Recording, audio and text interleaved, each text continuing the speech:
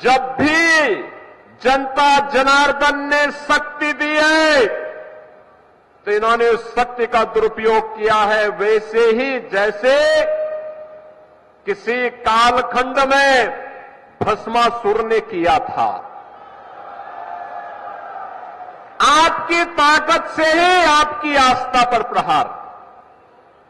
अगर केंद्र में कांग्रेस की सरकार हिंदुओं को दबाने के लिए सांप्रदायिक विरोधी कानून लाने का काम कर रही थी, देश में राम सेतु को तोड़ने का कार्य कर रही थी, अयोध्या में राम मंदिर के मार्ग में बाधक बन रही थी, देश के अंदर कश्मीर में उग्रवाद को पनपा रही थी, देश की सुरक्षा में सेल लगाने का काम कर रही थी, तो समाजवादी पार्टी भी तो उसी के नक्शे कदम पर चल रही थी, उसी नक्शे कदम पे चल रही थी।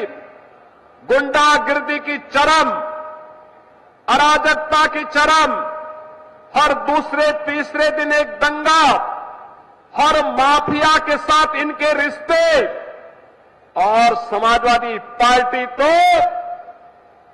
ये माफिया और अपराधियों के सामने, दुर्दांत तो माफिया और अपराधियों के सामने नाक रगड़ते थे और अपने संस्कार के अनुरूप धर्माचार्यों को ये माफिया बोलते हैं। इनकी प्रवृत्ति तो देखो, औरंगजेब की आत्मा सचमुच इनके अंदर घुस चुकी है। औरंगजेब की आत्मा इस कदर घुस चुकी है कि भारत की धर्म और संस्कृति के प्रतीक धर्माचार्यों को ये माफिया कहते हैं, और जो संगठित अपराध में लिप्त थे, भूमाफिया, वन माफिया, पशु माफिया या संगठित अपराध में संलिप्त माफिया को के सामने ये लोग घुटना टेक करके नाक रगड़ने का काम करते थे, युवाओं का शोषण करते थे, किसानों को आत्महत्या करने के लिए मजबूर करते थे, व्यापारियों को प्लान करने के लिए मजबूर करते थे, और इन्हीं के कारण कैराना जैसी घटनाएं घटित हुई। कैराना से व्यापारियों को, हिंदुओं को प्लान करना पड़ा था, कांधड़ा से प्लान करना पड़ा था, बेटी की सुरक्षा खतरे में पड़ गई थी। लेकिन आज मैं कह सकता हूं कि हमारे उत्तर प्रदेश में, नए भारत के नए उत्तर प्रदेश में आज बेटी भी सुरक्षित है और साथ साथ व्यापारी का भी सम्मान है, युवाओं के लिए रोजगार है, तो साथ साथ किसान भी आत्मसम्मान के साथ आगे बढ़ने का काम कर रहा है। और हमने तो पहले ही कहा है, अगर किसी ने युवाओं के भविष्य के साथ खिलवाड़ किया तो उसके भविष्य के साथ सरकार भी खिलवाड़ करने का काम करेगी। अगर किसी ने युवाओं के सपने में रोड़ा बनने का काम किया तो उस रोड़े को जबरन हटाने का काम करके, उस बैरियर को जबरन हटाने का काम सरकार करेगी, और बैरियर बनने वालों की संपत्ति को जब्त करके गरीबों में बंटवाने का काम भी सरकार करेगी। बहनों और भाइयों, ये गुंडागिर्दी और अराजकता किसी भी स्थिति में स्वीकार्य नहीं। ये नए भारत का नया उत्तर प्रदेश है। नए भारत में आज प्रधानमंत्री मोदी जी के नेतृत्व में भारत दुनिया की तीसरी बड़ी अर्थव्यवस्था बन रहा है। बहनों और भाइयों, भारत का तीसरी बड़ी अर्थव्यवस्था बनने का मतलब भारत के युवाओं के लिए नौकरी की अनंत संभावनाओं को आगे बढ़ाना, युवाओं के सपनों को साकार करने के लिए इस प्रकार की संभावनाओं को आगे बढ़ाना। और इसलिए प्रधानमंत्री मोदी जी ने मिशन रोजगार के एक बृहद अभियान को अपने हाथों में लिया है। उत्तर प्रदेश में हम लोगों ने अब तक 6.5 लाख से अधिक युवाओं को सरकारी नौकरी दी है। उत्तर प्रदेश के अंदर अब तक हम लोगों ने अपने इन युवाओं के लिए नए सुरक्षा का बेहतरीन माहौल देकर के यूपी में पहली बार 40 लाख करोड़ रुपए का निवेश के प्रस्ताव आए और इनमें तेजी के साथ जमीनी धरातल पर उतरना प्रारंभ हुआ है। आज परिणाम है ये 40 लाख करोड़ रुपए के निवेश के प्रस्ताव का मतलब लगभग 1.5 करोड़ नौजवानों को सीधे सीधे नौकरी। वन डिस्ट्रिक्ट वन प्रोडक्ट के माध्यम से भी हम लोगों ने प्रदेश के अंदर नए उद्यम स्थापित करने के लिए कार्य प्रारंभ किए हैं और अब हमारी सरकार एक नई स्कीम लेकर के आ रही है। वह है मुख्यमंत्री युवा उद्यमी के रूप में। बहनों और भाइयों, 10 लाख युवाओं को अगले कुछ वर्षों के अंदर 10 लाख युवाओं को अगले कुछ वर्षों के अंदर पहले चरण में 5 लाख, दूसरे चरण में 10 लाख तक का ऋण, ब्याज मुक्त ऋण होगा। ब्याज जितना भी लगेगा वो सरकार भरेगी, युवा अपना उद्यम लगाएगा।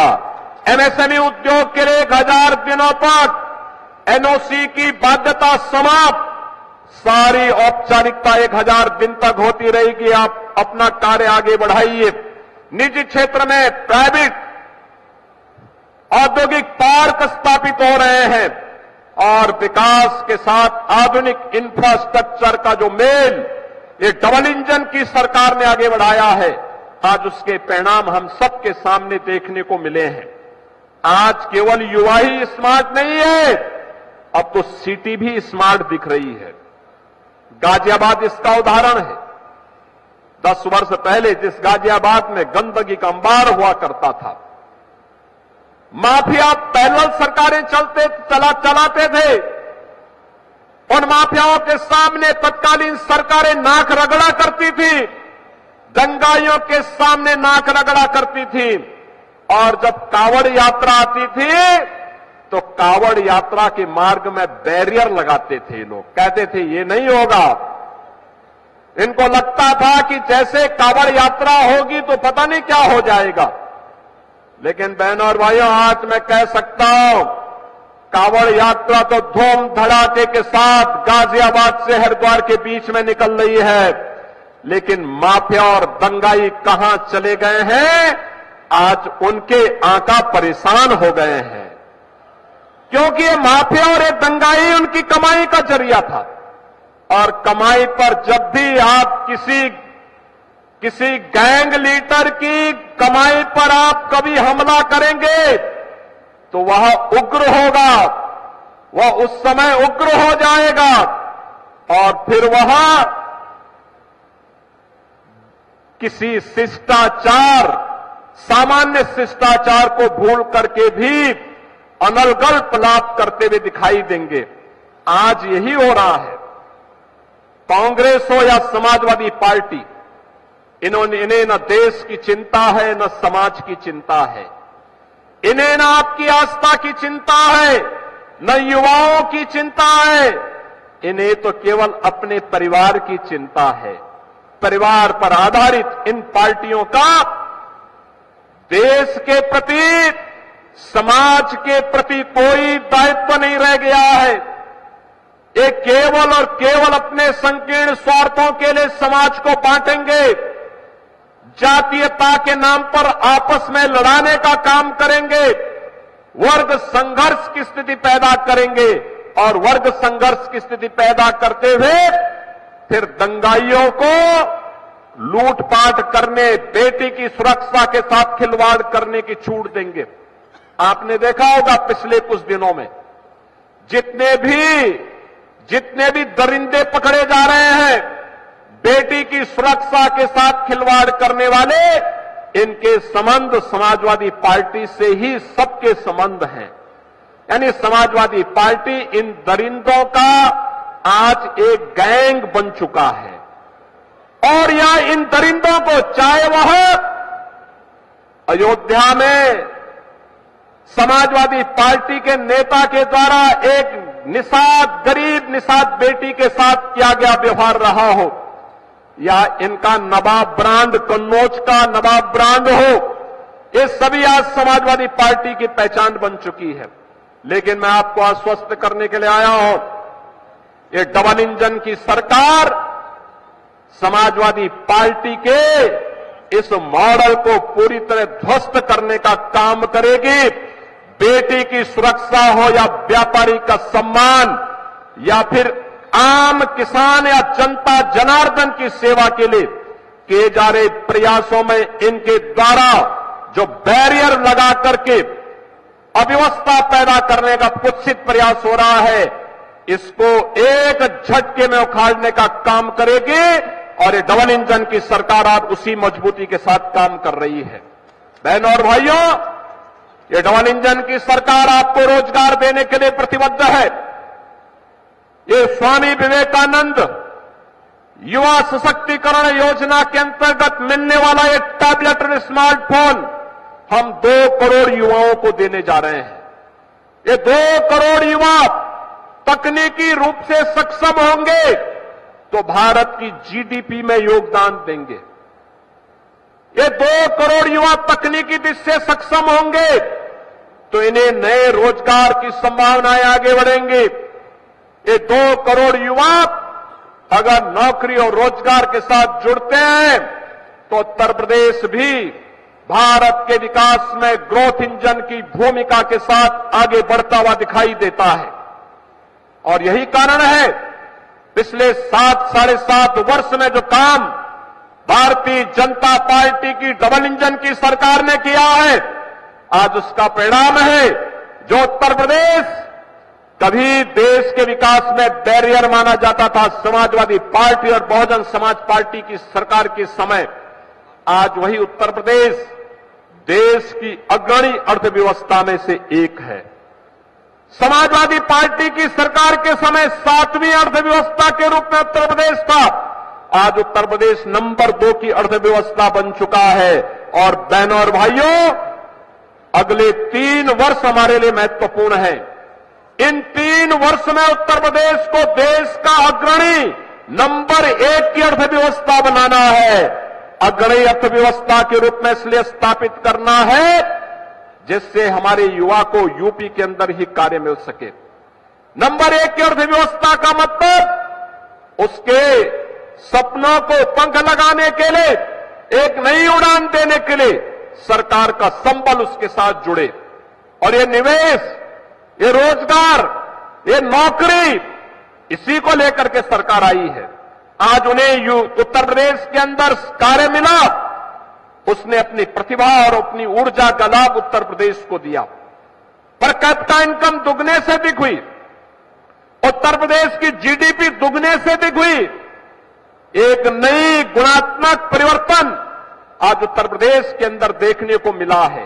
और आज जिन नौजवानों को नौकरी के लिए, रोजगार के लिए नियुक्ति पत्र प्राप्त हो रहा है, इन सभी 15,000 युवाओं को, जिन युवाओं को टैबलेट स्मार्टफोन मिल रहा है, इन सभी युवाओं को जिन्हें ऋण मिल रहा है नया उद्यम लगाने के लिए, उन सभी उद्यमियों को, और गाजियाबाद की जनता जनार्दन को जिन्हें 757 करोड़ रुपए की इन परियोजनाओं की सौगात रैपिड रेल 12 लेन के हाईवे के बाद नए तरीके से प्राप्त हो रही हैं, इन सबको भी मैं हृदय से बधाई देता हूं, जनप्रतिनिधियों को धन्यवाद देता हूं और विश्वास व्यक्त करता हूं आप सबका सानिध्य और आपका समर्थन इन जनप्रतिनिधियों के साथ पूरी मजबूती के साथ लगेगा।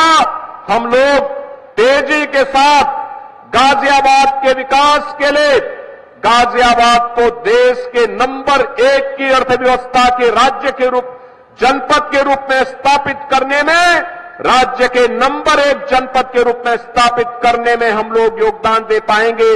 इस विश्वास के साथ आज इतनी भीषण बारिश और मौसम खराब होने के बावजूद, मैं तो लखनऊ से यहां आ रहा था, मैंने पूछा सुबह, पहले मैंने प्रदेश सरकार के मंत्री सुनील शर्मा जी को पूछा, मैंने कहा सुनील जी मौसम कैसा है? इन्होंने कहा मौसम जैसा भी हो, गाजियाबाद की जनता जनार्दन पूरी उत्सुकता के साथ कार्यक्रमों के साथ जुड़ी हुई है।